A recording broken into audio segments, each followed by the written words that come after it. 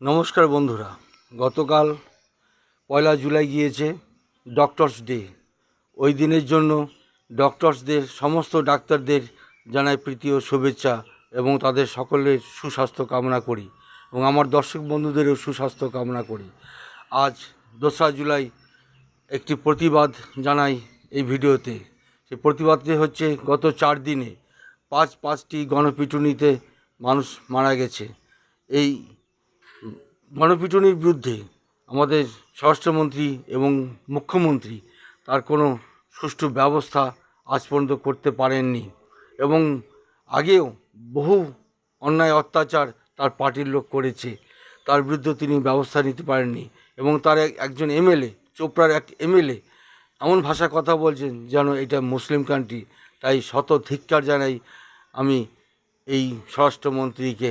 নমস্কার।